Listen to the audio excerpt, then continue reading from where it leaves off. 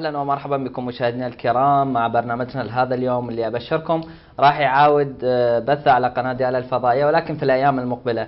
حاليا احنا مجتمعين مع الدكتور وسام سعدون شفيق، أخصائي الوبائيات في دار الصحة ديالى. أهلا وسهلا بك دكتور. أهلا وسهلا مرحبا.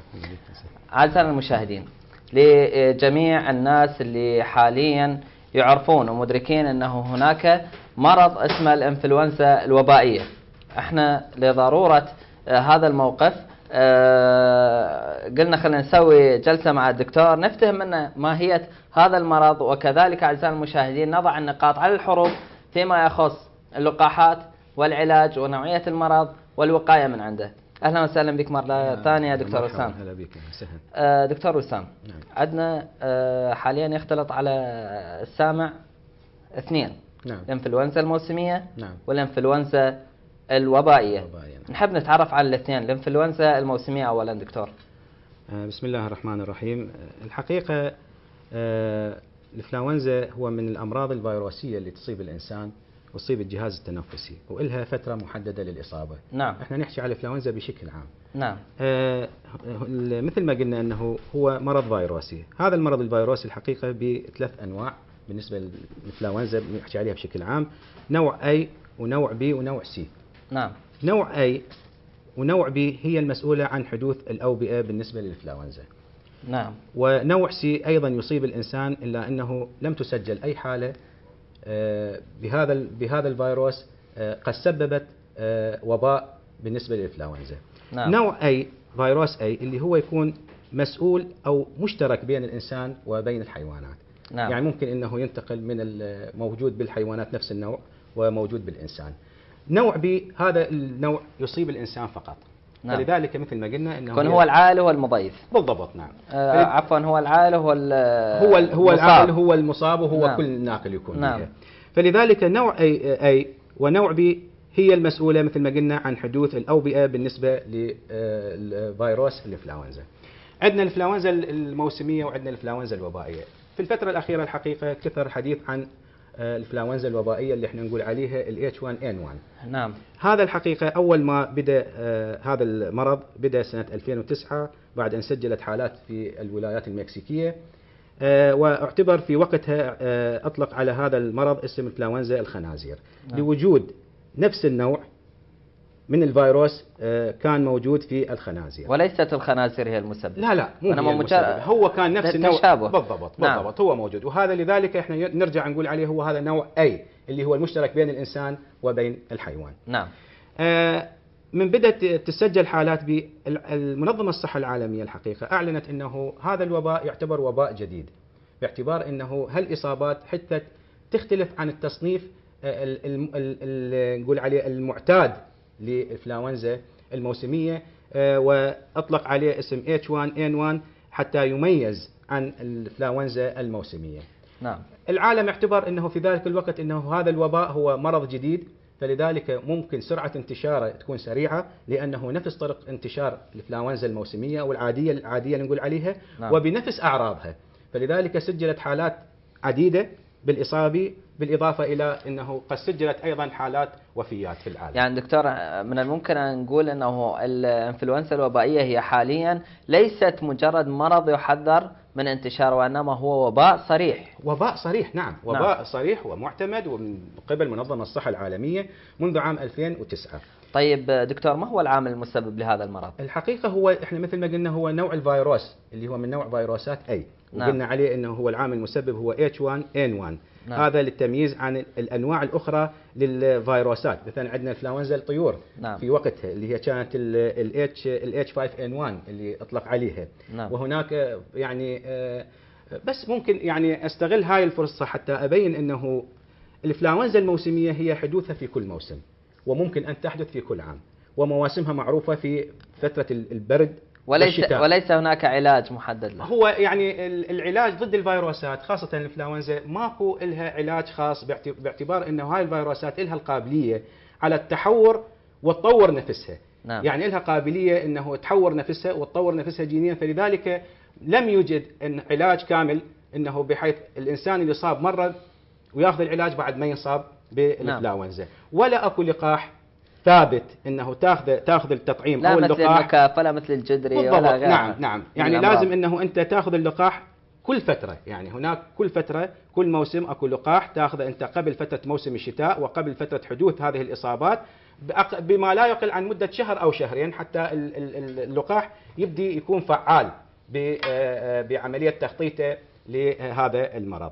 لذلك احنا قلنا انه دائما الأوبئة من تحدث الحقيقة بشكل سريع، لأنه دائما الجهاز المناعي للإنسان تكون عليه جديدة الإصابات على هالنوعية من الفيروسات. من الممكن أنه ما يقدر يشخصها كإصابات حتى يقدر يتصرف حيالها. بالضبط. يعني لذلك هي يعني من تسجل مثلا بالقرن العشرين الماضي سجلت هناك 3 أو 4 موجات وبائية، يعني خاصة نعم. نحن نحكي على الإنفلونزا، يعني مو على الأمراض الأخرى. هسه نعم. حاليا احنا حكينا كلها على الإنفلونزا. لحد الآن الإنفلونزا اللي طورت نفسها. بالضبط. نعم. فهي كل 10 إلى 40 سنة ممكن انه يحدث وباء في العالم. يعني على سبيل المثال اول وباء سجل في القرن العشرين هو كان عام 1918 سموه بالإنفلونزا الإسبانية، وسجلت اعداد واصابات مهوله من الناس تعرضوا للاصابه به، بالاضافه الى بعض سجلت ايضا حالات وفيات. بعد مرور 40 سنه ايضا حدثت انواع اخرى من الاوبئه خاصه في مناطق مختلفه من العالم، الى انه وصلنا في مرحله في التسعينات من القرن الماضي الحقيقه بدات تظهر عندنا انفلونزا الطيور، وفي عام 2000 ويعني 2009 مثل ما قلنا بدا نعم. يظهر الانفلونزا الوبائيه. طيب دكتور، الاعراض والعلامات بالنسبه للانفلونزا الوبائيه وكذلك اختلاف، نريد نعرف بايش تختلف عن الانفلونزا الموسميه بالنسبه للاعراض والعلامات، وكذلك انت تطرقت لموضوع يعني تصدي الفيروسات. اكو موضوع اخر احنا راح ناخذه في مكان اخر من حلقتنا لهذا اليوم، ولكن اريد اعرف العلامات والاعراض واختلافها. اولا الحقيقه الاعراض اللي سجلت يعني اللي وضعت وسجلت انه هي دائما تكون مشابهه لاعراض الانفلونزا الموسميه والاعتياديه. نعم. مثلا ارتفاع درجات الحراره، انه المصاب تكون درجه حرارته مساويه او اكثر من 38 درجه مئويه. نعم. بالنسبه للحراره. بعدين يصير عنده صعوبه بالبلع، عنده حرقه بالبلعوم، عنده الم عام في مفاصل الجسم، نقول يعني اعياء وتعب والام بالمفاصل وحرقه في البلعوم، ارتفاع درجه الحراره، سعال، رشح. هذه شنو تختلف عن الانفلونزا هو احنا حتى نريد نجي عليه، احنا نبين صعوبه هذا المرض يعني. نعم. لذلك صعوبه المرض قصدي انه بالتشخيص يعني نعم. بها. فلذلك هاي الاعراض اذا احنا اعتمدناها هي اعراض هاي انفلونزا. نعم. لكن هناك بعض التصنيفات العالمية صارت وضعت انه اكو حالات شديدة الخطورة، وهناك حالات يسموها حالات اللي تصيب مجاميع الخطورة او الاختطار اللي تكون موجودة، وهناك حالات متوسطة من هذا المرض. نعم. نفس هاي الاعراض اللي ذكرناها من ارتفاع الحرارة ورشح وسعال وصعوبة بالبلع وحرقة بالبلعوم وآلام بالمفاصل، وفي بعض الأحيان حالات القيء، وبعض الأحيان تظهر أعراض الإسهال. نعم. إذا صارت وياها بعض المضاعفات الأخرى اللي هي تصيب الصدر، نقول الجهاز التنفسي، وهذا تعتمد على مهارة الطبيب بالتشخيص، يعني عن طريق استخدام الفحص السريري للمريض نفسه. نعم. انه تبدي نسمع اصوات غير طبيعيه في تجمع السوائل، يعني مو التجمع السوائل، يعني نعم. تظهر يعني اصوات غير طبيعيه من حركه التنفس، الشهيق والزفير، مثلا حالات يسموها كريبيتيشن ورونكاي، هذول كلهم تدخل في ضمن التشخيص. اذا شفنا هذه الاعراض وهي مصاحبه للاعراض اللي ذكرناها اللي هي تكون قريبه او مشابهه لاعراض الانفلونزا، هذه الحاله تستدعي من الطبيب انه يدخل هذه الحاله الى المستشفى باعتبارها حاله مشتبهه وليس مؤكده. احنا نعم. لحد هسه ما وصلنا للتاكيد انه هذه حاله مؤكده بالانفلونزا الوبائيه، نقول نعم. عليها حاله مشتبهه. زين. طيب دكتور، حضرتك نعم. تكلمت عن بعض المصطلحات الانجليزيه، احنا نريد نفهم المشاهدين. هو احنا خلينا نقول بالضبط. واحنا قلت لك هي اصوات غير طبيعيه في التنفس، يعني ممكن نقول صفير، ازيز، هذني هالمصطلحات نعم. اللي ممكن انه تسمع عن طريق الفحص السريري للطبيب نفسه، يعني نعم. يعني هذا المريض ما يقدر يشخصه هو نعم. ولكن تشخص عن طريق الفحص نعم. نقول عليها. لحد الآن هي حالة مشتبهة، لحد الآن ما دخلنا في طور الإصابة. يعني وياها صارت صعوبة بالتنفس، بعض أيضا وياها صارت يعني ازدياد في عدد مرات التنفس خلال الدقيقة، نعم. تسارع في التنفس نقول عليها. كل هاي الأعراض بدت احنا استدعت من الطبيب انه يشك بهذه الحالة كحالة مشتبهة.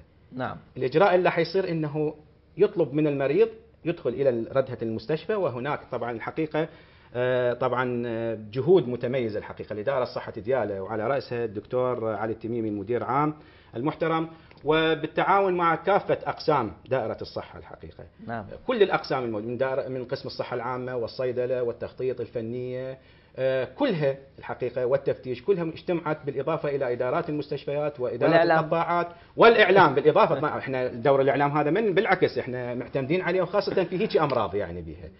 فالحقيقة وفرت كل المستلزمات لتسهيل هذه الحالة، وفرت خلينا نجي عليها، وفرت الردهات الخاصة للإصابة للحالات المشتبهة. نعم. يعني خلينا ردهات خاصة نبعدهم عن الردهات العادية، نقول بالمستشفى ردها خاصة هي يسموها الأمراض الانتقالية، تحت إشراف كادر طبي متخصص وكادر تمريضي متخصص الحقيقة، مع توفير كافة المستلزمات ضمن الردهة، إضافة إلى توفير العلاج الكامل للحالات المؤكدة. نعم. وتوفير اللقاحات في كافة المراكز الصحية الحقيقة، وعندنا خزين متوفر وبشكل جيد جدا في قسم الصيدلة، إضافة إلى أنه مستلزمات الوقاية الصحية، الوقاية الصحية الخاصة للكوادر. نعم. يعني الكوادر اللي تفحص والكوادر اللي تسحب، إضافة إلى أنه المختبر الحقيقة أيضا بجهود يعني متميزة وفروا لنا الوسط الناقل من أخذ المسحة أو العينة من المصاب ونقلها بأسرع وقت إلى المراكز إلى المختبرات المختصة في بغداد لتأكيد الحالة. نرجع بشكل مبسط أنه من دخل هذه الحالة المشتبهة، الإجراء اللي حيصير بالردها نعم. تحت إشراف طبي مختص، راح تأخذ منا عينة مسحة من المريض المشتبه حالته، اللي احنا نقول ما حد هسه ما مأكديها يعني لحد الآن فسحبنا العينة منه اللي هي عن طريق مسحة، أما من البلعوم أو عن طريق الأنف، وتنقل في وسط عازل إلها خاص إلها وهو أيضا متوفر، وعن طريق الطبيب هو أيضا المشرف هو يأخذ المسحة وتملى الاستمارة وترسل عن طريق المختبر بالتعاون مع مختبر الصحة العامة في ديالى، ترسل إلى مختبرات بغداد. هذا الإجراء لحد هسه احنا من دخلناه، الطبيب قال إنه حالة مشتبهة وتستدعي الدخول، وسحبنا العينة لحد إرسال العينة إلى نعم. بغداد لم يتم تأكيد لم الإصابة بهذا المرض. هذا المرض نعم. راح يصير تحت إشراف طبي، يبدي يأخذ العلاج اللازم له نعم. وبتوجيه من الطبيب المشرف عليه، وتظهر النتيجة خلال 48 ساعة. إن كانت نتيجة مؤكدة إيجابية فيستمر على العلاج، وبعد فترة 3 أيام إلى 4 أيام أو 5 أيام تأخذ عينة أخرى حتى نشوف أنه مستمرة الإصابة أو تحولت إلى حالة سالبة. نعم. هاي كلها، هاي بالنسبة للإجراء الأول اللي قلنا الحالات المشتبهة الشديدة يعني. الإجراء الأولي. هذا التصنيف الأول بالنسبة هذا. نعم. خلينا من التصنيف الأولي. هسه حضرتك أنه طرقت للعلامات والأعراض اللي موجودة. نعم. نعم. قلت أنه ارتفاع بدرجة الحرارة. نعم. عندنا بالنسبة للأطفال نعم. من الأمور اللي شبه الشائعة لدى الأطفال أنه نعم. ارتفاع درجة الحرارة. نعم. حضرتك ذكرت أنه حرقة بالبلعوم، الطفل ما يقدر يقول أنه عنده حرقة نعم. بالبلعوم. نعم. كذلك عندك سرعة في التنفس. نعم. هو أوتوماتيكيا الطفل أسرع أكيد. يعني من 24 نفس عند البالغ يوصل ل 60 لدى الأطفال. 60 بالحالات الأول أيام الولادة، وبعدين يتحول إلى 50 يعني تحت السنة لحد ال40. نعم. أنه الطفل نعم. هناك الكثير من الأعراض والعلامات ما يقدر أنه يشير يصرح لها. بها. نعم. نعم. كيف من الممكن أنه نتحرى الإصابة لدى الأطفال عن هذا الوباء؟ الحقيقة هي يعني عند الأطفال هي نفس الأعراض اللي ينصاب بها الطفل، يعني الأم والأب شلون يعرفون ابنهم بدأ يظهر عنده أعراض مثلا رشح. نعم. أو غيرها، من تبدأ ارتفاع درجة الحرارة، من يبدأ عنده سعال، من يبدأ عنده رشح، نقول خشمه ينسد، صعوبة بالتنفس تصير عنده، الطفل غير مستقر ما مرتاح.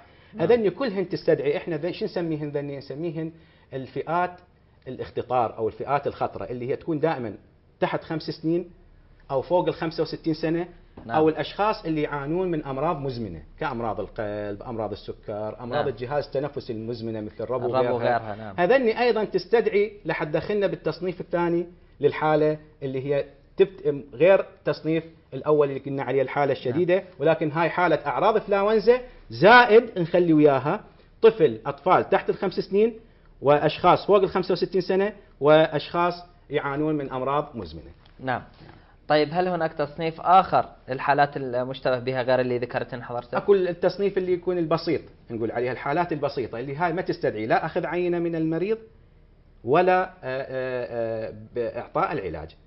انفلونزا يعني عاديه عادي. بس اشتباه بها، بس حاله بسيطه انه تعرض يعني اعراضها تكون بسيطه جدا وسهله، ويمكن معالجتها بالعلاجات البسيطه وتناول السوائل الدافئه، يعني حالها حال الانفلونزا العاديه. نعم. دكتور حضرتك في بدايه اللقاء تطرقت الى موضوع انه الفيروس. نعم. والفيروس لا يمكن القضاء عليه لانه اذا انصاب مره يعني عنده امكانيه، اي عنده امكانيه ان يطور نفسه. نعم. زين. احنا راح نتطرق الى موضوع اخر. نعم. واللي هو استخدام المضادات الحيويه. ما شاء الله مجتمعنا اليوم نعم. كلهم اطباء، او اذا مو طبيب شبه طبيب. نعم. وتلقى يروح للصيدليه مباشره. اريد كذا دواء، والدواء عموما قد يكون مو عموما، اغلب الاحيان هو من المضادات الحيويه. نعم. اللي هي الفيروسات اساسا تتغذى على المضادات الحيويه. هذا راح نتكلم بهذا الموضوع. نعم. ولكن عندنا اتصال. الو، معنا دكتور فراس الجوراني، مدير قسم الصيدله في دار صحة ديال. اهلا وسهلا بك دكتور. اهلا وسهلا، اهلا ومرحبا. شلونك؟ الحمد لله، الله يخليك. دكتور فراس، احنا بدنا نتحدث حاليا عن موضوع الانفلونزا الوبائيه. ماذا تحب ان تطلعنا بهذا الخصوص؟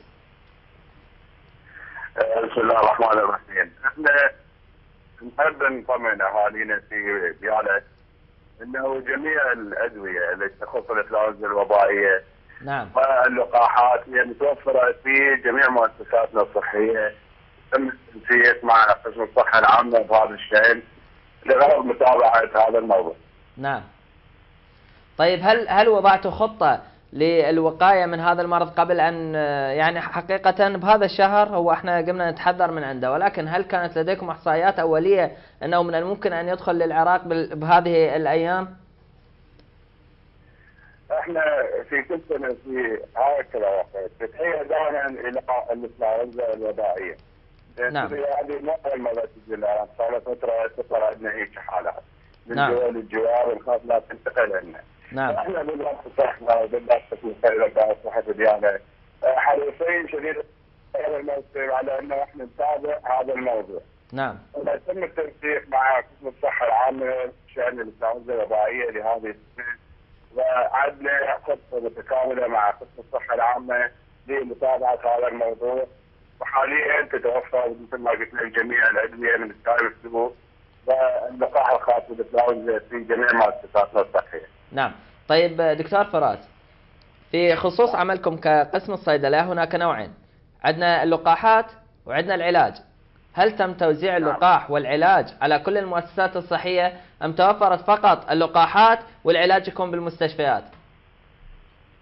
والله حاليا احنا لقاح الانفلونزا نعم تم توزيعه قبل فترة حتى نواجه هذه المشكلة. نعم.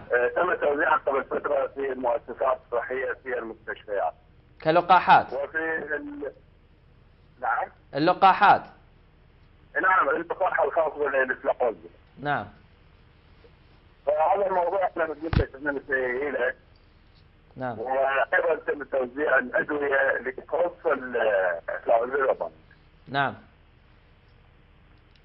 دكتور فراس تسمعني؟ نعم. نعم اسمعك.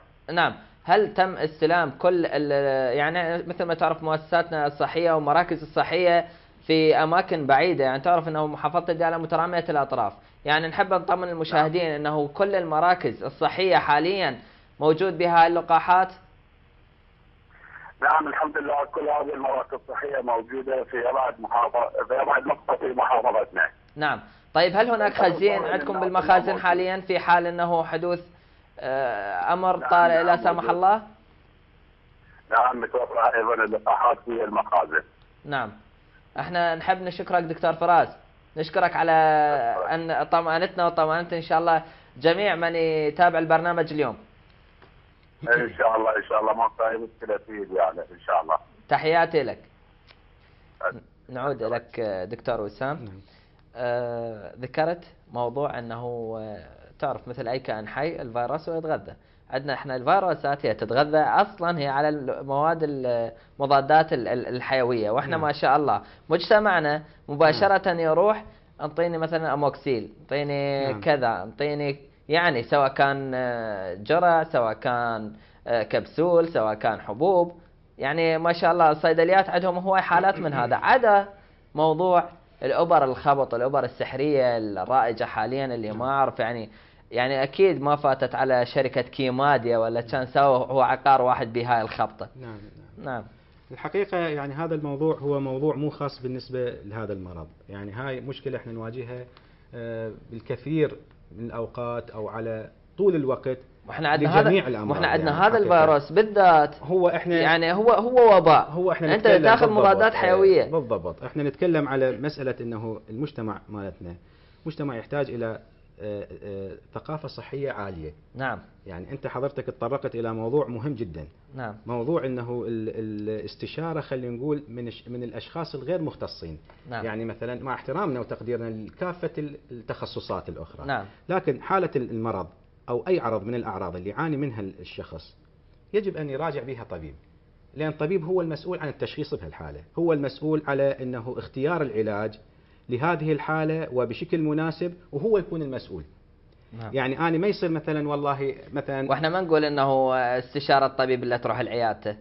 لا موجودة مراكزنا الصحية مفتوحة. استاذ محمد، يعني نعم. الحقيقة المراكز لا اكو من يتعذر انه كشفية الطبيب المعدي موجودة، المراكز الصحية موجودة. هاي أكيدة. نعم أكيدة. بس احنا قلنا المراكز الصحية يعني في محافظة ديالى أبوابها مفتوحة. نعم. زين عيني. أيضا عندنا الاستشارية، عندنا المستشفيات، عندنا جميع المؤسسات الصحية. الشخص إذا يحتاج أي استشارة لأي مرض ممكن إحنا نوجهه بالتوجيه الصحيح. نعم. يعني هي مو فقط إنه نوجهه للعلاج، ممكن نوجهه لإجراء الفحوصات اللي يحتاجها فعلا، ممكن نوجهه إلى الجهة اللي هي مسؤولة عن معاناته. نعم. يعني أنا مو فقط إنه الطبيب مو فقط إنه يوصف الدواء، ولكن الطبيب يوجه المريض خاصة ويحدد مدى حاجته لما يحتاجه المريض نفسه. نعم. قد يحتاج إلى دواء، قد يحتاج إلى فحوصات، وهو اللي يحدد نوع الفحوصات. نعم. لذلك احنا في حاجة إلى ثقافة تكون أكثر ووعي أكثر بالنسبة لمواطنينا. احنا يعني صحة المواطنين تهمنا، يعني هي أهم شيء. يعني نعم. هدف صحة ديالى بالإضافة إلى الهدف المركزي لوزارة الصحة إنه توفير حياة أفضل لكافة المواطنين. طيب. فلذلك بس يعني نعم. أستاذ محمد فضل. حتى نكون بها. تفضل. لذلك الاستشارة يعني أخذ العلاج الخطأ، يعني أخذ العلاج اللي مو بمكانه. نعم. والشخص اللي يقدم هذا العلاج هو ممكن عبالة يقدم خدمة، ولكن هو يؤذي الشخص المقابل، لأنه أنت حسب ما تفضلت هسه حضرتك هذا هو فيروس. أنا ليش دا أبدي يوم كمضاد حيوي؟ ليش دا أحاول أقلل مناعته أكثر؟ هو الفيروس يستغل الجهاز المناعي من يكون ضعيف عند الإنسان حتى يبدي يتحرك بدون رقابة نقول عليه. زين أنا دا أستخدم مضاد حيوي، المضاد حيوي هو اسمه مضاد حيوي يعني يشتغل على البكتيريا نفسها، يعني نعم. فقط على البكتيريا. فقط على البكتيريا. نعم. فلذلك العلاجات احنا من نقول يعني مثلا من نقول وفرنا لقاح الانفلونزا الموسمية. نعم. هذا لقاح، هذا مو مضاد حيوي، هذا جرعة موجودة نتلقح بها حتى جرعة مضاعفة من الفيروس نفسه حتى نشغل الجهاز المناعي، تحفز الجهاز المناعي. إذا نعم. دخل يابه هذا النوع من الفيروس ترى هذا مو طبيعي حتى يشتغل عليه الجهاز المناعي، حتى نعم. يبدي يستوعب اكو أضوية خضر وحمر تشتغل داخل جسم الإنسان. نعم. يشوف وين مدى إمكانيته للسيطرة على هذا الفيروس. لذلك حتى اللقاحات الموسمية يجب أن تؤخذ قبل فترة محددة، يعني قبل فترة مناسبة نقول عليها من نعم. بداية موسم الإنفلونزا حتى تبدي تشتغل بشكل صحيح. إضافة إلى أنه قد تكون معلومة أنه هاي المعلومة شو تقول أنه اللقاح يقدم بس حماية مو مستمرة، يعني المفروض أنه 6 أشهر 8 أشهر إلى سنة، يعني من موسم الموسم لازم هو يلقح الإنسان الشخص. نعم. طيب دكتور، طرق انتقال المرض. نعم. أي ما هي طرق انتقال المرض؟ الحقيقة يعني طرق انتقال الطعام، الشراب، ايوه اي يعني هاي فقط تنفس يعني. هو احنا من قلنا هو يعني هو اسمها انفلونزا وبائية. الانفلونزا بشكل عام هي من امراض الجهاز التنفسي، اذا نعم. تنتقل عن طريق التنفس، عن طريق الرذاذ. الشخص المصاب نعم. ممكن ينقل الى الشخص السليم عن طريق الرذاذ. نعم. لذلك الوقاية من هذا المرض انه يعني وقاية عامة. احنا دائما نقول الوقاية خير من العلاج، يعني شلون ما اني اتوقع من الانفلونزا العادية نفسها انا اتوقع منها من الانفلونزا الوبائية. استخدام المناديل، الابتعاد عن المناطق المزدحمة، اذا حسيت بتعب او باجهاد او بهذه الاعراض ابدي اراجع اي مؤسسه صحيه من المراكز الصحيه ابتداء صعودا الى الاستشاريه الى المستشفيات، كلها فاتحه ابوابها لاستقبال المواطنين. الحقيقه ايضا اجراءات الوقايه الاخرى انه نعتمد بها انه مساله النظافه، ناكد على مساله النظافه العامه، النظافة الشخصية والنظافة العامة. والنظافه الشخصيه ايضا، هذين ضروريه جدا بالنسبه للمواطن. نعم. فهي كلها يعني شلون اجراءات وقائيه مو فقط من هذا المرض، ولكن للكثير والعديد من الامراض اللي تنتقل في فتره الشتاء، وهي اللي دائما تكون اكثرها هي عباره عن امراض تنفسيه. نعم. مشاهدينا الكرام، معنا اتصال من الدكتور نبيل فاضل، مدير قسم الصحة العامة. تفضل دكتور. السلام عليكم. عليكم السلام ورحمة الله. شلونك دكتور؟ صحة. الله يبارك فيكم وبجهودكم في هذا الموضوع إن شاء الله. الله يخليك، الله يوفقك، هذه جهودك دكتور. الله يبارك فيكم، وسلام الحال الدكتور وسام زميلنا العزيز مدير شعبة أمراض الانتقالية في القسم. الله يسلمك، تسلم دكتور. الله يخليك. الله يخليك. استاذ محمد، انا اذا ممكن اعطيك اضافات بسيطه، ولو ان شاء الله دكتور وسام يعني كيف الوقت ما يخفف، بس حبيت اضافات بسيطه حول اجراءاتنا كاداره الصحه وكمحافظه بصوره عامه حول موضوع الانفلونزا الوبائيه. نعم تفضل دكتور. احنا المحاور اساسيه، عندنا 3 محاور نعمل بها بهذا الموضوع. المحور الاول هو المحور الهيكليه او الاداريه اللي تنظم العمل في هذا المجال وفي هذه الاوبئه وهذا الانتشار مثل هذه الامراض. اول شيء عندنا اللجنه العليا للسيطره على الانفلونزا في المحافظه برئاسه السيد المحافظ وعضويه السيد مدير عام دار الصحه الدكتور علي السنتينينو والدوائر الاخرى والاقسام الاخرى اللي لها علاقه بالموضوع. نعم. ثاني شيء عندنا خليه الازمه في دائره الصحه الديالة برئاسه السيد المدير العام وقسم الصحه العامه والاقسام الدائره اللي لها علاقه بالموضوع، واللي تتابع الموضوع خطوه بخطوه ساعه بساعه لحظه بلحظه. نعم. طيب. ثالثا عندنا خليه ازمه في كل قضاء بالاشتراك بين المستشفى والقطاع القطاعات الصحيه، مدير قطاع الرعايه الصحيه ومدير المستشفى، وفريق متكامل نسميه فريق الاستجابه السريعه في كل قضاء يكون مستعد لاي حادث لا سمح او اي طارئ يصير في هذا الموضوع. طيب احنا نشكر جهودكم دكتور نبيل، وجهود السيد المدير العام، وجهود السيد المحافظ ايضا، وكل من سعى، كل واحد سعى في انجاح الخطه اللي من شانها الوقايه والعلاج من هذا المرض. ولكن هل هناك اصابات سجلت في محافظه ديالى دكتور؟ احنا العفو، يعني انت دكتور وسام موجود، يمكن راح يفيدكم اكثر في هذا. احنا بصراحه الاحداث يعني الاصابات اذا سجلت هي يعني بسيطه جدا، والحمد لله والشكر الموضوع تحت السيطره تماما. احنا دائما نحاول نطمن الناس، نطمن المواطنين بالمحافظه انه ما في داعي لهذا الرعب وهذا الخوف ابدا، هو موضوع بسيط، مرض بسيط مسيطر عليه. كافه المستلزمات متهيئه له من علاج، من مساحات مختبريه، من رجهات، مستشفيات، من كافه المؤسسات الصحيه مستعده لهذا الشيء. نعم. والحمد لله والشكر وضعنا بالمحافظه ممتاز جدا وتحت السيطره وباشراف مباشر من السيد مدير عام دار الصحه الدكتور علي السنتينينو، اضافه الى كل الاقسام لها العلاقه بالموضوع.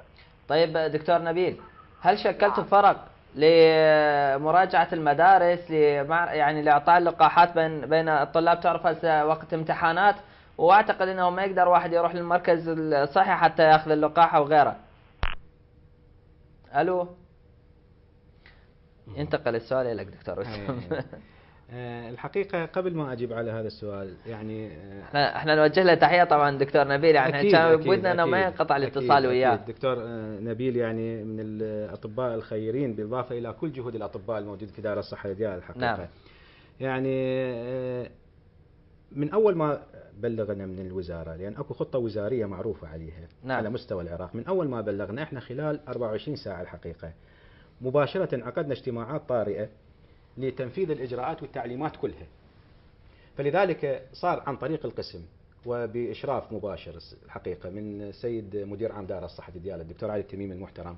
نعم. وإشراف الدكتور نبيل أيضا مدير قسم الصحة العامة، وبإشراف جميع الكوادر وبمشاركة جميع الكوادر من قسم الصحة العامة ومن دائرة الصحة ديالى. الحقيقة تحركنا خلال 72 ساعة احنا غطينا المستشفيات والقطاعات كلها عن احتياجاتها وما تحتاجه وشنو المتوفر وشنو المستلزمات اللي يردوها. نعم. على جميع المحافظة. نعم. عن طريق فرق تقسم قسم الصحة العامة بإجراء وبحركة يعني بالتحرك سريع خلال 72 ساعة. استطعنا أنه نوفر جميع هذه الأشياء الحقيقة اللي هي من اللقاحات وبمساعدة قسم الصيدلة واللقاحات وتوفير العلاجات الخاصة والمستلزمات، وأي جهة كانت عندها تعاني من نقص في هذه المواد الحقيقة احنا وفرنا لهم إياها لهم. وبمشاركة مختبر الصحة العامة أيضا.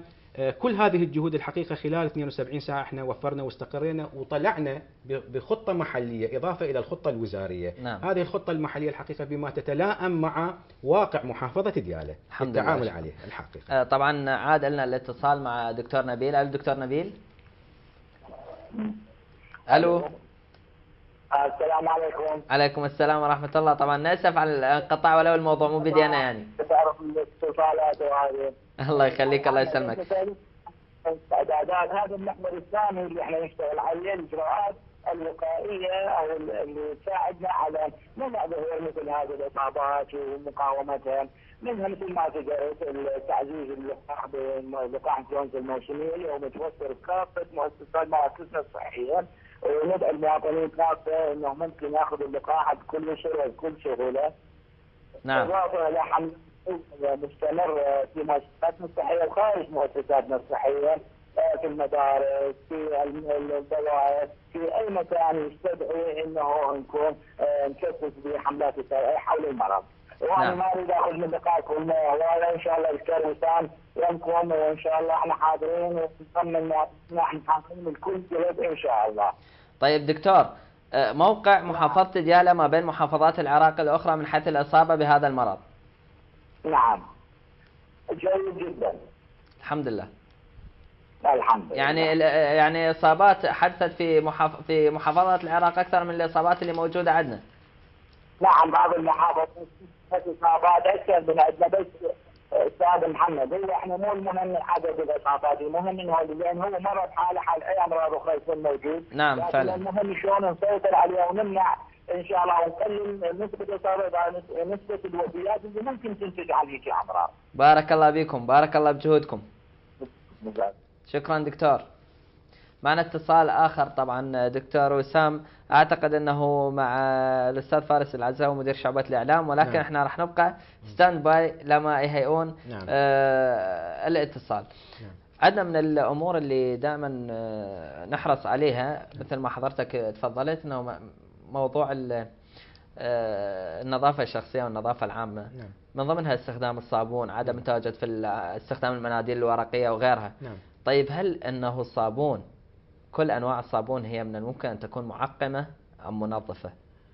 هي الحقيقة منظفة وليست معقمة. يعني منظفة وليست منظفة معقمة. يعني. نعم. اكو انواع من الصابون هي تكون مطهرة يعني معقمة ومنظفة موجودة. نعم. نعم. واكو الصابون العادي نقول عليه هو منظف في الحقيقة. نعم. يعني ما يوصل الى درجة، ما يرتقي الى درجة التعقيم 100%. نعم. ولكن تنظيف نعم موجود.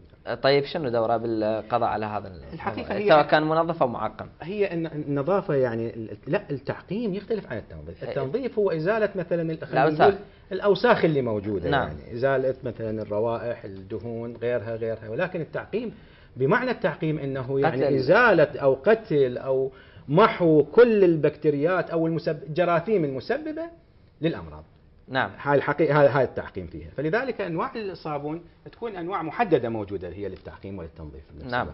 انا مثل ما ذكرت قبل شوي انه سألت سؤال للدكتور نبيل. نعم. انه اهمية الدور التوعوي نعم. والتثقيفي في جانب الوقاية من الانفلونزا الوبائية. إذا حضرتك ممكن تطلعنا على هذا الموضوع. والله يعني مثل هاي الأمراض اللي نقول عليها هي الأمراض الجديدة، يعني هذا يعتبر مرض جديد يعني من 2009 سجل. فلذلك حتى هو من عالميا يقول احنا ما نقدر نسيطر على هذا المرض لأنه الإنسان الجهاز المناعي بعده ما متعرف على هذا الفيروس بشكل كامل. نعم. فلذلك ممكن يهاجمه في أي وقت وممكن يسبب له أي مضاعفات. هذا العلم يقوله يعني، لأنه خاصة الأوبئة الجديدة بعد ما صارت له خارطة واضحة بحيث ممكن انه يسيطر على مكان من الضعف مالته ومكان من القوه، خاصه في عمليه انتقاله وانتشار هذا المرض ومسبباته. نعم. فلذلك احنا الاساس اللي نعتمد عليه هو حقيقه الاعلام. نعم. والتثقيف، يعني التثقيف وتعزيز الصحه والاعلام. والحقيقه احنا الجهود اللي نشوفها يعني جهود طيبه، يعني احنا هذا يعني الفرصه اللي فسحتها ان فضائيه دياله يعني وسمحت لنا بهذا الوقت وحتى نكون قريبين من المواطنين، يعني جهود مشكوره الحقيقه. نعم. وهو هذا دوركم انتم، يعني اخذتوا دوركم ورح نبقى مستمرين وياكم يعني. نعم. في خلينا نقول من ضمن الخطه الموضوع. احنا طبعا نشكر قناه دياله الفضائيه لتعاونها نعم. مع شعبه الاعلام أكيد. في اداره صحه دياله. حقيقه هي الحقيقه عن طريق بثهم يعني، ولكن نعم. شعبه الاعلام يعني بجهود الاداره، بجهود الاخ فارس العزاوي والاخرين كلهم يعني. نعم. الحقيقه ما مقصرين على هذا الموضوع وما واقفين يعني، بالعكس التعامل ويانا مباشر. نعم. والحقيقه استجابه سريعه ويانا، وهذا الدليل على انه هذا البرنامج اللي حتى يعني ما حددوا لنا كوقت، يعني قالوا لنا وقت مفتوح. نعم. بس مجرد حتى نطمن الناس. نعم. ونوصلهم بس رساله انه هذا المرض لا ماكو داعي انه واحد يصير قلق منه، ولا اكو داعي واحد يرتبك منه، لانه هو مرض حال الامراض الاخرى الشتويه، رغم انه اسمه مرض وبائي. نعم. ولكن ممكن انه يختفي خلال 10 ايام، خلال اسبوعين الموجه تنتهي وتختفي. نعم. وممكن يعاود بعد كذا سنه ويرجع يعاود، ولكن الانفلونزا العاديه والموسميه مستمره في كل سنه، موجوده في كل سنه. نعم. فلذلك دائما احنا نحتاج التثقيف الصحي. نعم. على اهتمام بالوقايه. نعم. نعم. طبعا معنا على الهاتف الاستاذ فارس العزاوي مدير شعبه الاعلام. الو. السلام عليكم استاذ محمد. عليكم السلام ورحمه الله. اهلا وسهلا بك استاذ فارس، تفضل. تحياتي لك والى الدكتور وسام، وبارك الله فيه على هذا التوضيح الرائع لنا بالمحافظه. اشكرك. طبعا انتم لكم الخطوه السباقه بموضوع التوضيح وموضوع الوقايه وموضوع التثقيف للوقايه من هكذا امراض. والله هذا جهود كل كادر شعبة الاعلام، متمثل بيك باخونا راشد وكل اللي موجودين بالاعلام، واحنا نكون خدام لنا بدياله من خلال دار الصحه دياله اللي نوضح لنا بدياله من خلال استقبالكم الدكتور وسام اللي يوضح لنا حول هذا المرض. نعم. وانا من خلالكم بس خابرت حتى انقل رساله لاخواننا الاعلاميين في المحافظه، نقول لهم ريكم اهل لهذا الموضوع، ووري بالفضائيات او مراسلي الفضائيات الاتصال بينا عن طريق الاعلام بالصحه حتى ياخذون الكلام الصحيح. احنا نريد الفضائيه من يمها هل قد اكو حاله 5 حالات 10 حالات والمحافظه تكون او اهلنا بالمحافظه الطلب. احنا نريد كل الفضائيين والاعلاميين على اتصال مباشر بنا حتى يتوضح الامر بالصحيح. وهذا من خلال اتصالنا احنا بالصحه العامه متمثلا بالدكتور نبيل والدكتور وسام حتى ننقل الحقيقه والكلام المضبوط لنا بدياله. يعني اريد من كل الفضائيات ان يتحرون الدقه قبل نشر اي خبر عن هذا الموضوع. طبعا يتفقون بنا استاذ محمد حتى ياخذون الخبر الصحيح. بالرغم انه ان كل فضائيه من يمها احنا هل قد اكو حالات وهل قد اكو حالات والمحافظه تكون بقلق وكذا، رغم ان الحمد لله مؤسساتنا الصحيه متهيئه كل الامور جاهزه ان شاء الله بعون كل الاطباء وبعون الدكتور علي حسين التميمي اللي له كل الفخر والاعتزاز من عندنا ومن جميع عندنا بدياله. نعم. استاذ فارس. كل الكادر قناه دياله، العفو استاذ محمد. احنا اللي عرفناه انه عندكم خطه استراتيجيه للتعاون مع الكثير من الفضائيات حول التثقيف للوقايه عن هذا المرض، يعني مو بس فضائيه دياله ولكن كانت لكم جهود متميزه مع الكثير من الفضائيات. احنا قبل 4 ايام استقبلنا عده فضائيات وكان فد مؤتمر صحفي للسيد المدير العام الدكتور علي التميمي، وايضا غدا الساعه 9 سيكون مؤتمر صحفي يوضح به الدكتور نبيل والدكتور وسام حول ما يجري حاليا من مؤسساتنا الصحيه من التهيؤ للدفاع عن مؤسسات الصحيه من خلال هذا المرض اللي هسه موجود، رغم ان كل الاحتياطات هي موجوده. نعم. بارك الله بك وبارك الله بالدكتور وسام وبكل منتسبي المؤسسات الصحيه بالمحافظه، وفقكم الله. نعم. وانا اشكركم جدا جزيل الشكر. بارك الله بك، شكرا جزيلا. نعود لك دكتور وسام. دكتور وسام، هل هناك ما تود اضافته حول موضوع الانفلونزا الوبائيه؟ والله الحقيقه يعني قبل ما اتكلم في هالموضوع يعني احب اشكر الاخ فارس العزاوي حقيقة على جهودهم المبذولة في إعلام دائرة الصحة وبتوجيه مباشر من الدكتور علي التميمي المحترم. إضافة إلى أنه كان هناك يعني الحقيقة احنا عندنا موقف يومي دائما يكون نقدم الموقف اليومي بالحالات المشتبه بها وبالإجراءات اللي سويناها وبالاستعدادات اللي تمت إلى الدكتور علي التميمي المحترم وللدكتور محمد عبد الرحمن معاون المدير العام أيضا. نعم. فلذلك كل المسؤولين يعني بدار الصحة هم على اطلاع مباشر لحظة بلحظة باللي يصير داخل المحافظة.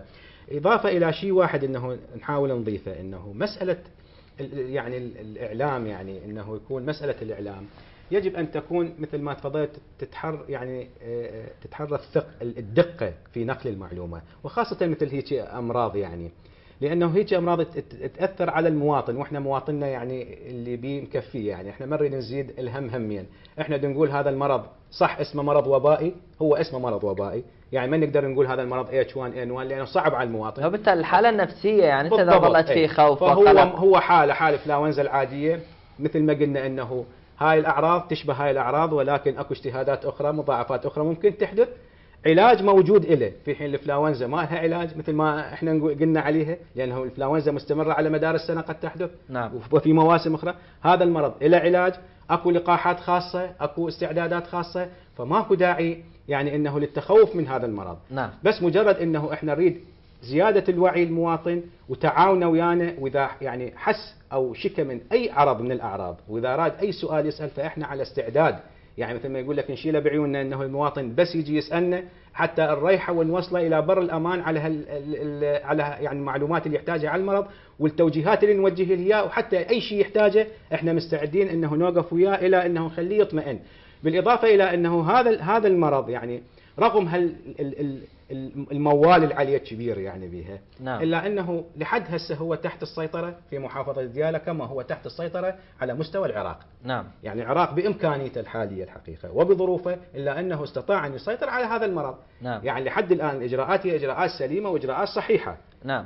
ما عندنا ذيك الإصابات اللي نذكر أعدادها، ولا عندنا حالات اللي مثلا خلت الناس ترتبك بها، بالعكس أصلا حالات الإنفلونزا العادية يمكن تسجل على مدار الشهر أكثر مما يسجل هذا المرض يعني. نعم. نعم. الإنفلونزا العادية يعني. طيب يعني ماكو داعي لهذا التهويل الإعلامي وهذه التهويل الإعلامي إذا كان يكون لصالح المواطن. نعم. ليخلي المواطن يطمئن انه هذا المرض، نقل صورة المرض الحقيقية له مع الاجراءات والاستعدادات الموجودة ما يهم.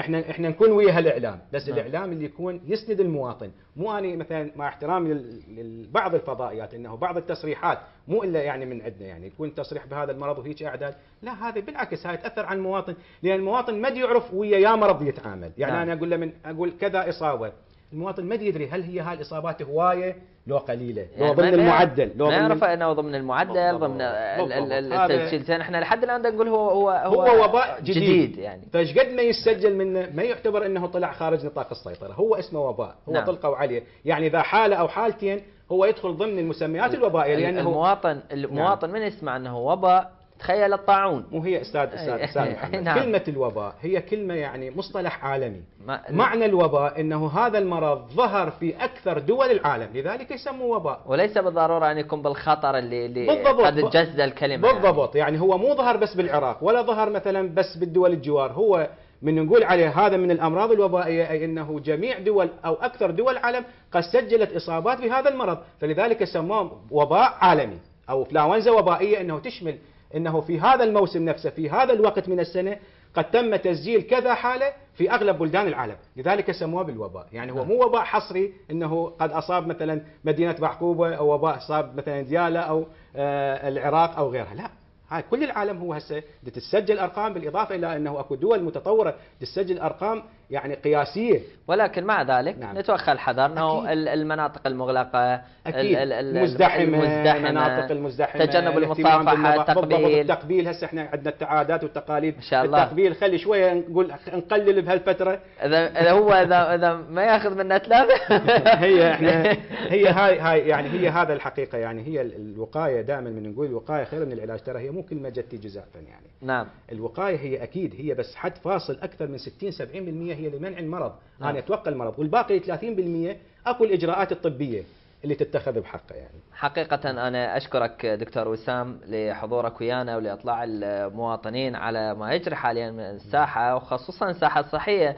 احنا الحمد لله والشكر موجود الوباء ولكن مثل ما حضرتك تفضلت تحت السيطرة، المسمى للوباء، المسمى للوباء الانفلونزا الوبائية. نعم. ولكن ليس بصورة الوباء اللي الناس أخذت عليه فكرة. أنا فهمت يعني أنه من الأخير حتى إذا تشخصت إصابة بهذا المرض، يعني ما قلنا مشتبه به، إذا شخصت إصابة هل هناك علاج؟ لها علاج، انتهى الموضوع، لها علاج. نعم. والعلاج لمدة 5 أيام إلى أسبوع وتنتهي الشغله، يعني ما لها. الحمد لله رب العالمين. طبعا وهاي كلها بجهودكم حقيقة. الكثيرين ممن عملوا على هذا الموضوع، منهم السيد المحافظ، السيد المدير العام، مدير عام دائرة صحة ديالى، كذلك دكتور نبيل، حضرتك يعني، والكثير حقيقة. أنا ما يسعني أن ألم كل أسماء شعبة الإعلام، كل زملائي إن شاء الله، وكذلك أشكر قناة ديالى الفضائية لتعاونها مع شعبة الإعلام لرفد المواطن بكل المعلومات الصحية والطبية ودعمها ورعايتها لهكذا برامج حقيقة تثقيفية. إلى هنا وصلنا معكم إلى نهاية حلقتنا لهذا اليوم. أحب أن أوجه لك تحية أخيرة دكتور. أشكرك الله يخليك. إلى اللقاء. أنا أشكركم، بارك الله. إلى اللقاء أعزائي المشاهدين.